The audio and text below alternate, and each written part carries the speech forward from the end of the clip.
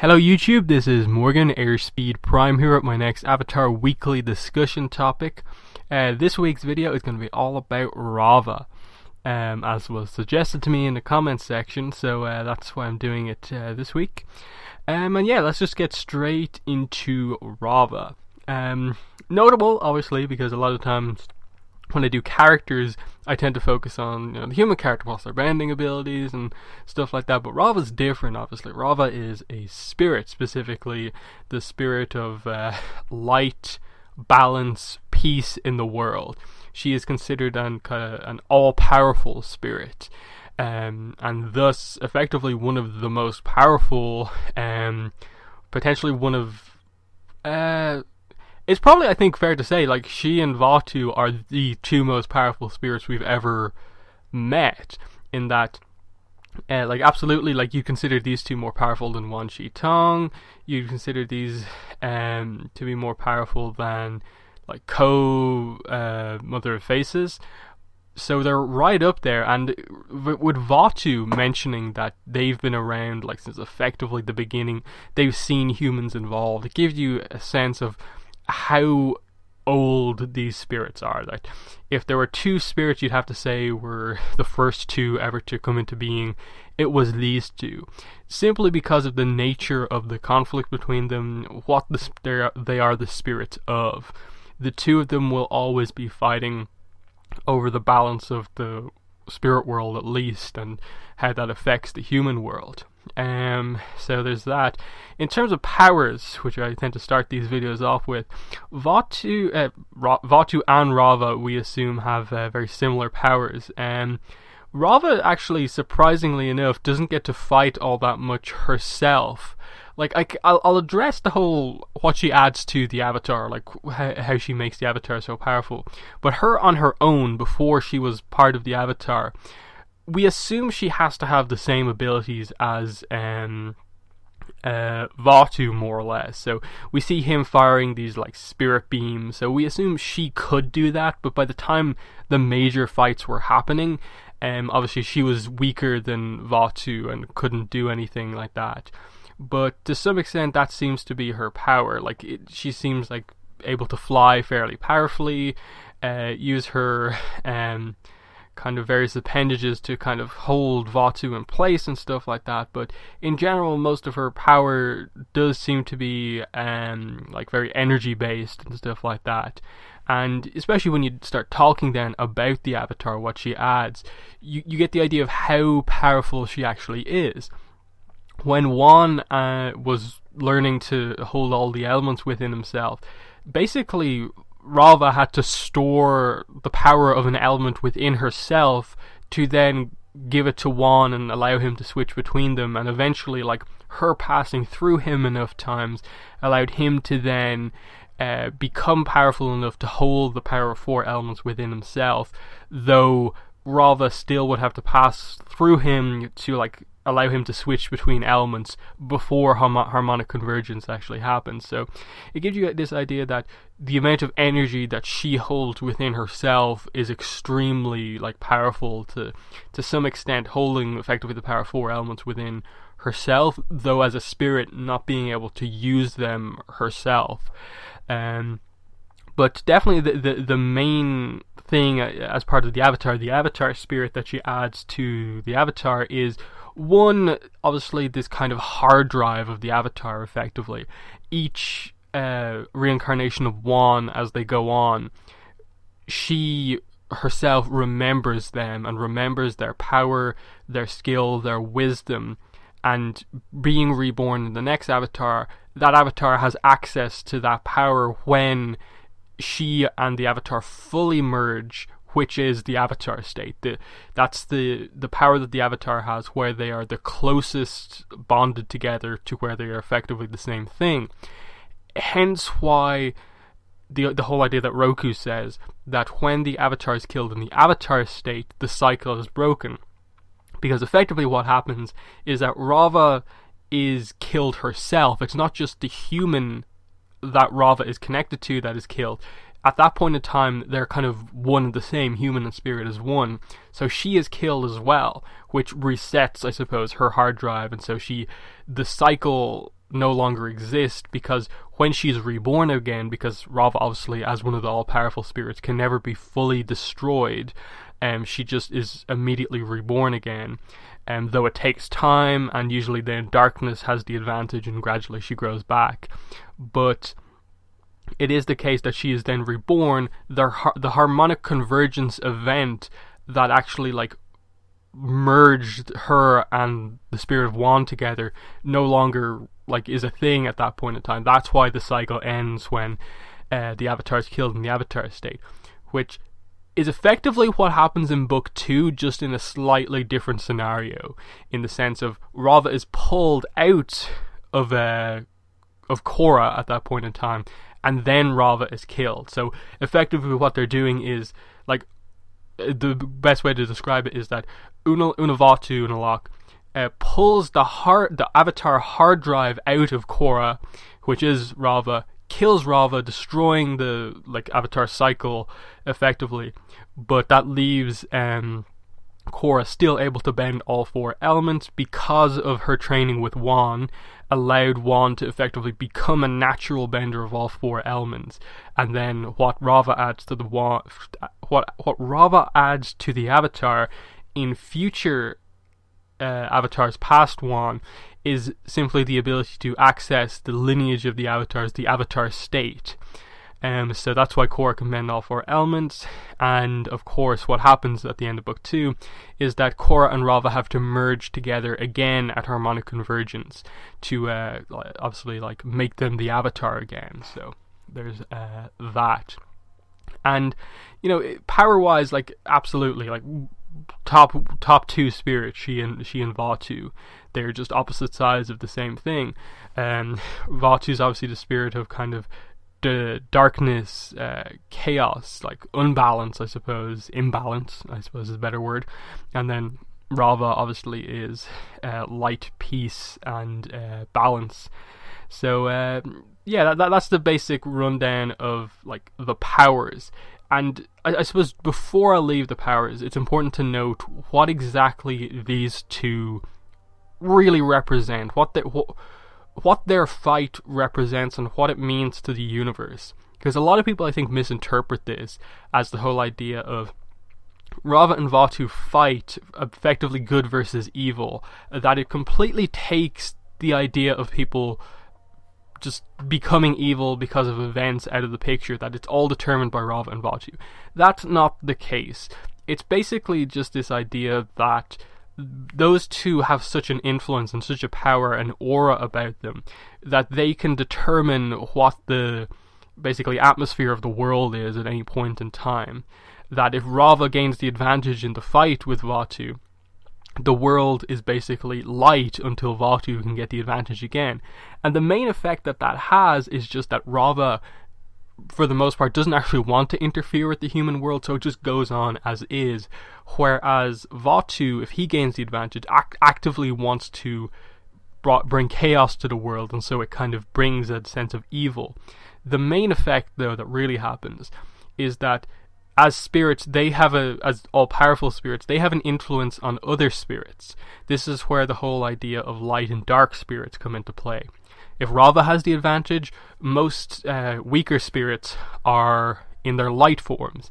If Vaatu gets the advantage, they turn into their dark forms. That's why at various points in beginnings you see, as Raava gets smaller and Vaatu gets bigger, all the spirits that they encounter tend to become dark spirits, to the point where obviously towards the end of the series, and Korra has to use her own spirit to defeat Unavaatu, almost every spirit in the entire world that we see at that point in time is a dark spirit. There's very little light spirits because Raava has effectively been destroyed. She is literally just a little tiny dot of light that exists in the world, and so the only light spirits that really exist are the ones that are around Jinora, and that explains that. So they're the balance of light and dark and determine good and evil effectively among spirits.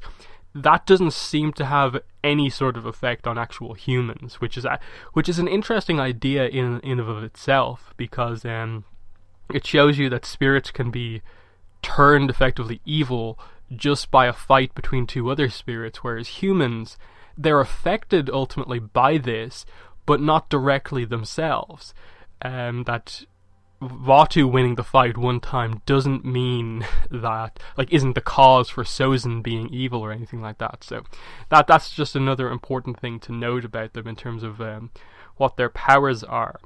The only other thing here I just want to mention in regards to like their status is that even Raava refers to the lion turtles as ancient ones and seems to have some level of respect towards them.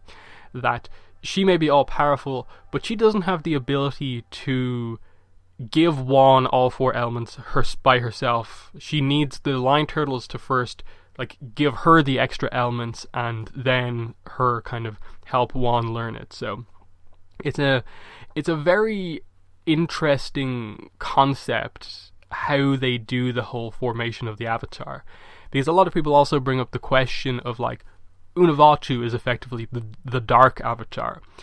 Why, like they bring up this sort of idea that over time, shouldn't the dark Avatar, if Unavaatu wasn't killed in the dark Avatar state, shouldn't he have gradually over time become the dark Avatar and have all four elements? Whereas as we see him right now, all he has is water. I think the main difference here is that Wan, through the help of Raava, learned all of the elements before they were fully bonded together.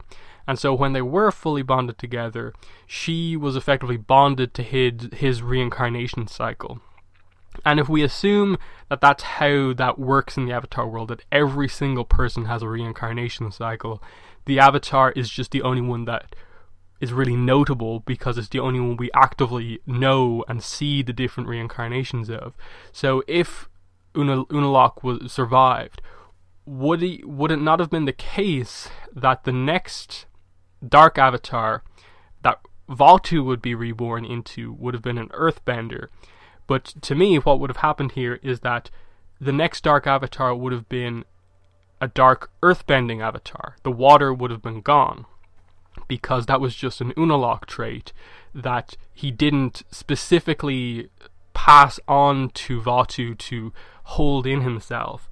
So that's the idea that I would get, that the difference is ultimately that Wan, the human side of the normal Avatar, naturally had all four elements. The human side of the dark Avatar only has one element. We don't know the full specifics. Like, it could very well be the case that if the dark Avatar continued, it would have got all four elements. But to me, it just, right now, based on my knowledge, it seems to make sense that it would go through the same cycle. It's just that the dark Avatar would always only have one element. So there's that. There's definitely a little misconception out there that what Raava does when she's reborn in the next Avatar is that she grants the next Avatar the ability to use the other three elements that aren't their natural element. No, it's literally just the case that when Korra was born, she was born as a bender of all four elements. Water was her natural element, and so she had a specific tendency towards that because she was born in the water tribe. But she also, the other three elements weren't just given to her because Raava was kind of reborn with her. She had that by default. That's important to note. So that's some of the specifics out of the way. Let's get into the character of Raava, because she is one of the few spirit characters that we really get to know.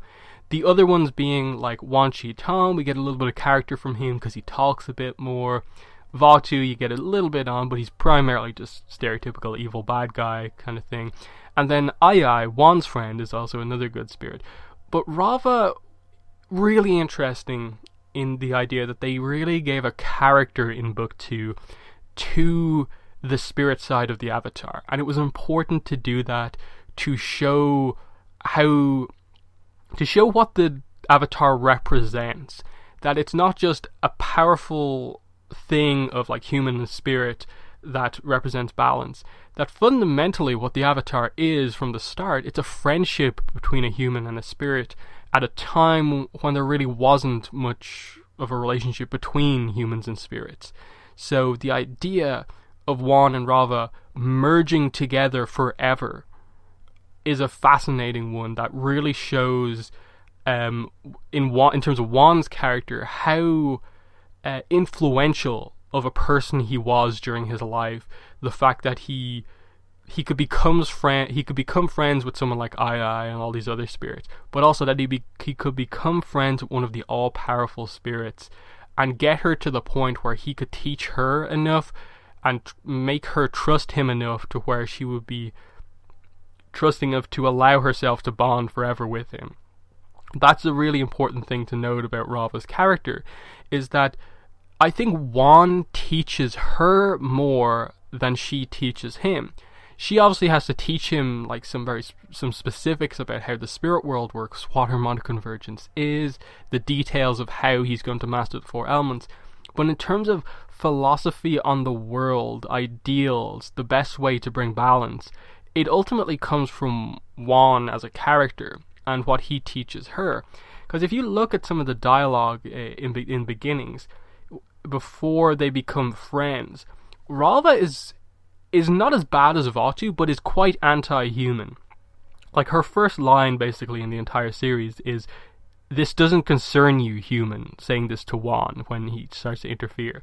And then Vaatu obviously pleads for help, but Raava says, "Don't involve the human, this is between us."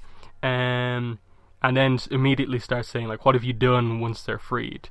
And stuff like that. So, you know, she's very much talking down to him and criticizing all the moves he made. And she very much sees herself and spirits overall as higher beings than spirits, which is the case with a lot of spirits that we've seen. General Old Iron being another good case, Wan Shi Tong for sure, and even Raava and Vaatu, though to different degrees. Obviously Raava not as bad. But she blames a lot of this on him, and then even like early into Beginnings Part 2, it's the same. She doesn't want his help. She says stuff like, "Don't interfere with me again, human," and that sort of thing. So you get this idea that before she met Wan, her whole existence was purely to fight Vaatu, that she represented this being of balance, light, and peace, but really didn't fully embody that, because she seemed to see herself as above humans. That, sure, the balance of light and dark was fine, but the balance between humans and spirits wasn't, because she herself was kind of part of that problem as well. Which is why Wan is, again, such an interesting character in this whole story.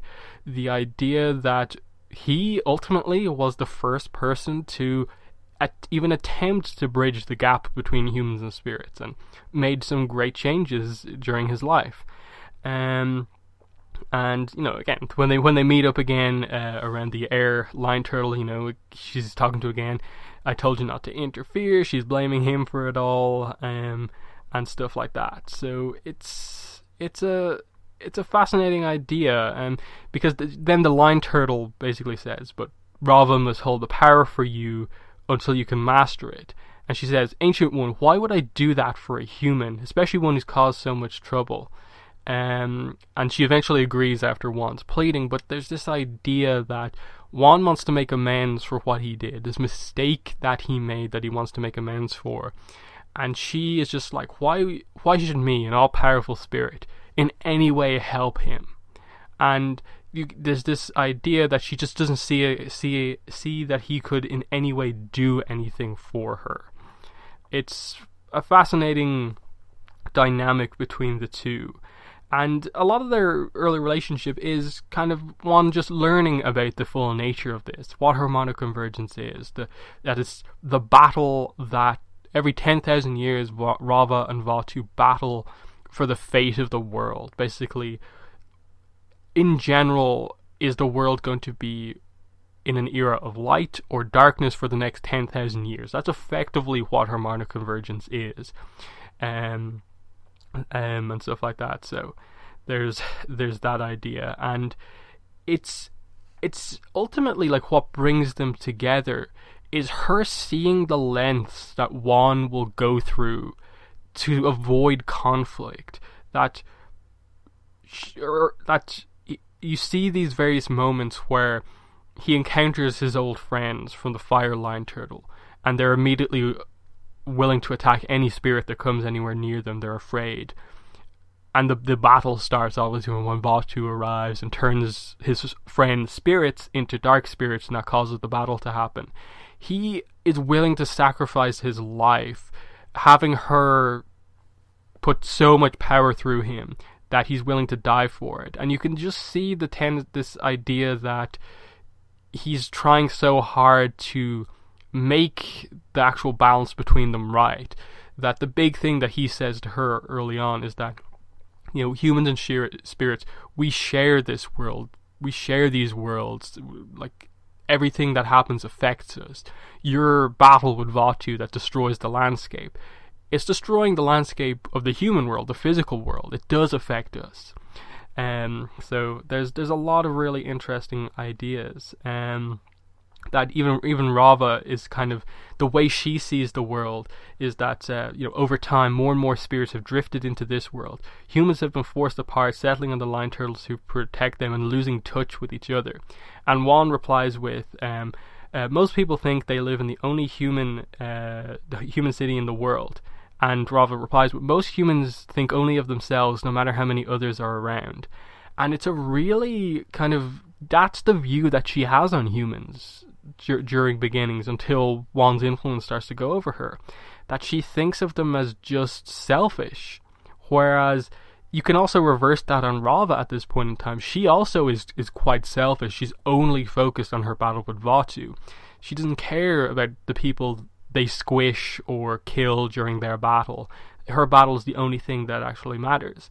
Whereas Wan understands what the problem is ultimately with humans not being together and the spirits having effectively owning two worlds to themselves.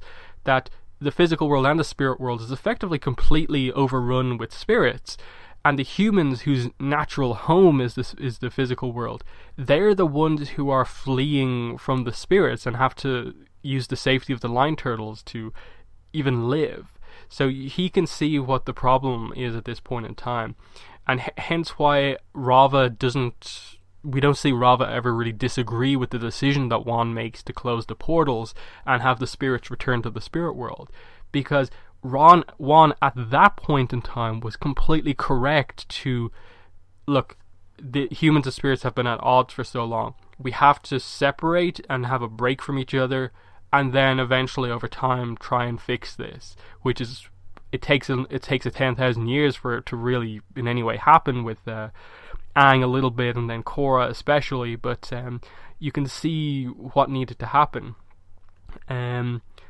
But yeah, there's all of these things happening throughout these episodes, and she can see like what Vaatu is doing. That once he's free, he begins to use his manipulation to his advantage. He's manipulating all of the spirits to further weaken her, because that's another thing that happens. The difference in size, that's another thing that sort of needs to be explained here. The reason Vaatu gets larger and Raava gets smaller is effectively because he is turning more spirits dark than she is turning light. So darkness is more prevalent in the world, and thus he grows, while light becomes smaller in the world because the number of light spirits are going down, so she gets smaller, and that's effectively what's happening here. Yeah. And she begins to care for Wan. She says lines like, "Wan, I have to leave your body or I'll destroy you." And then when he does pass out during this event, she whisks him away to safety. So she even apologizes to Wan when Vaatu reveals that all of his friends have been killed. And it's just this idea that he is never willing to give up. Raava, after this event, she's very small. She has to stay with Wan in his teapot. She is about willing to give up. She sees no hope going forward. But Wan, as a human, and his view on things, isn't willing to give up. And you have this moment where he really he just gives her some confidence. The line he says is, "Let's not give him." Well, I suppose here I'll read it off the transcript here. Raava says, "I'm sorry, Wan. We're almost there. I was wrong about you. I had no idea that humans were capable of such nobility and courage. I'm sorry that we do not have much more time together." She's about willing to give up. She's learned from this journey that she was sort of wrong about humans, given that there are people like Wan, but she feels it's over, that she won't have much time more with him. Wan says, "Let's not give up before the battle's even begun. Who knows what will happen? After all, this is my first harmonic convergence." And they head in. And Wan puts up a very good fight against Vaatu and gives Raava some hope that she's fully willing to fight until the end with him. She goes inside him, makes him more powerful, and just in that, that it's a desperate move at the end where he channels the energy of harmonic convergence, and like the avatar comes into being, and Raava just says, "We are bonded forever." It's a really strong moment, because then what wins the day in beginnings is this perfect union between human and spirit who have become friends over the course of this journey, helping each other. Wan primarily learning talents and techniques, Raava actually learning to understand humans and not just feel that she's above everyone, which eventually leads to the death of Wan, that they live a life together trying to bring balance to the world. They temporarily do it with separating humans and spirits, allowing humans to kind of, for the most part, become the rulers of their own world again, and spirits are obviously the rulers of their own world. And so that conflict is for the most part settled. Wan, we assume over the course of his life, went back and forth and fixed any issues that came up, but he obviously couldn't then fix the conflicts that arose between the various humans that obviously happened, and he's dying on a battlefield the next time we see him, and he says, I'm sorry, Raava, I failed to bring peace. Even with Vaatu locked away, darkness still surrounds humanity. There wasn't enough time." And here's a moment. Wan is giving up here. He thinks he failed now.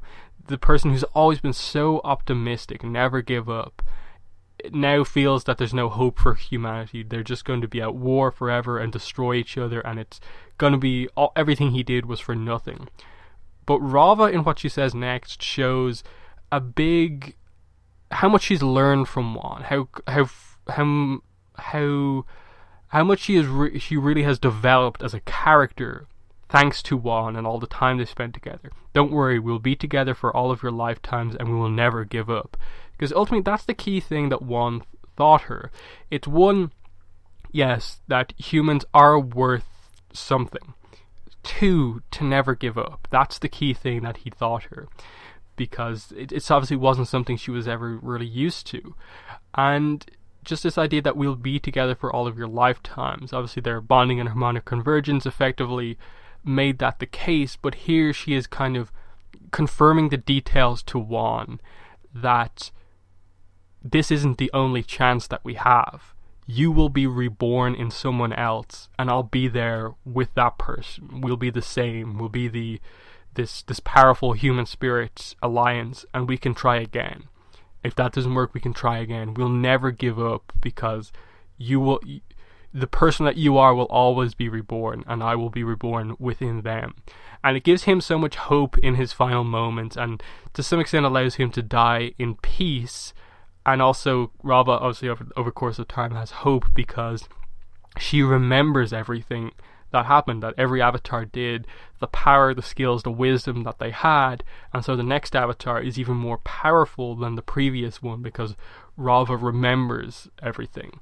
So it's a really amazing journey for this character to go from that person who, wouldn't say hated humans, but just didn't see them as anything but pests, that she was completely above them, to eventually trusting One enough to effectively change the nature of her being going forward for the rest of her lifetime. That she was no longer going to be this giant kind of kite-like spirit that was an all-powerful spirit of light and just go around the world fighting Vaatu. That she was willing to remain, basically effectively for the most of her life inside a human, but part of this being that is a kind of balance between a human and a spirit, and together bring peace to the world. Like, that's how close of a friendship they developed, and the fact that Raava was part of that is absolutely amazing going forward. And of course, you get a little bit of her relationship with Korra, in the sense of like the second bonding of the Avatar with Korra is a lot more representative of what the actual relationship of the Avatar and the Avatar spirit actually is, in that when Wan did it, it was a desperate move that happened to work out, but when Korra does it, it's a beautiful union of human and spirit, that they both fully were aware of what needed to happen, and it wasn't a question about if we should do this again, if Raava should bond again with Wan's reincarnation. It was just like, what are you waiting for? We can do it now. Harmonic convergence is here, let's do it. And that's extremely telling. Obviously, Raava is a bit different now in that the memories of the past lives are gone. I don't know if they're fully forgotten. Like, we don't know the full nature of the spirit world, how that really works with, like, regards to dead people, and like we've obviously seen in the spirit world the spirits of the other avatars, which I don't think can be just called into being because of Raava. That doesn't seem to be how that works. It seems that because all of the avatars were related to Raava, a spirit, that they also exist in the spirit world as spiritual beings as well. So to some extent, like, you could sort of suggest that they could get the past memories back by searching the spirit world for each separate avatar and kind of restoring them to Raava. But again, like, that's maybe overly complicated and potentially goes against what exactly Korra was meant to learn in book 2, that her own spirit is powerful even without Raava. But that's about all I really have to say. It was a pretty long video, considering we don't really get that much time with the character. Like, it's mainly Beginnings Part 2 is effectively like the only real episode we get to properly know Raava. She's in the very end of Part 1, and then obviously at points towards the end of book 2, and then little appearances here and there in book 3 and 4.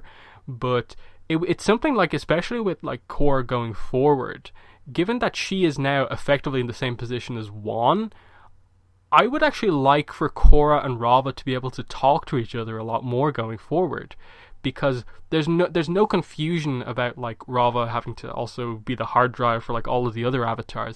It's just back to that Wan Raava situation again, a human and a spirit. Raava should be able to talk to Korra a bit more and guide her and have that character come back and have Korra Raava be the next Wan Raava relationship. I'd really like that to happen at some point.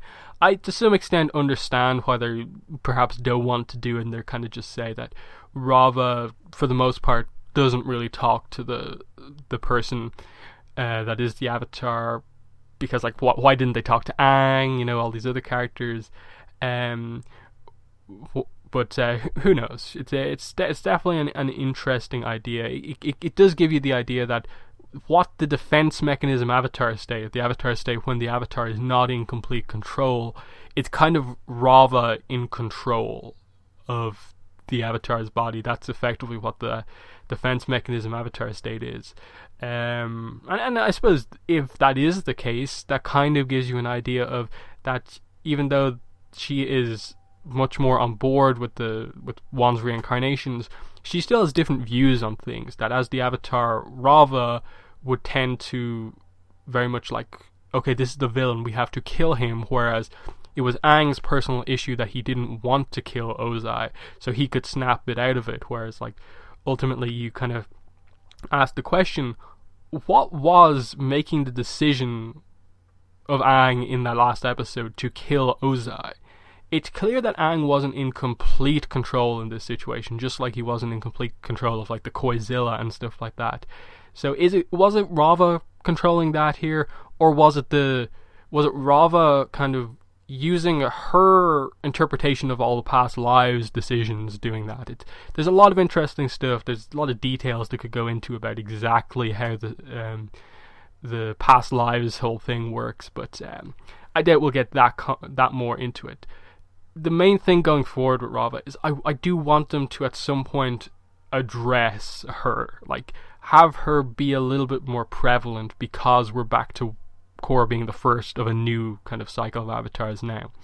That I would like to see her some more, and maybe at least somewhat mention if there is a potential way to get the past lives back. But maybe the Korra comics will cover that, address it, maybe not.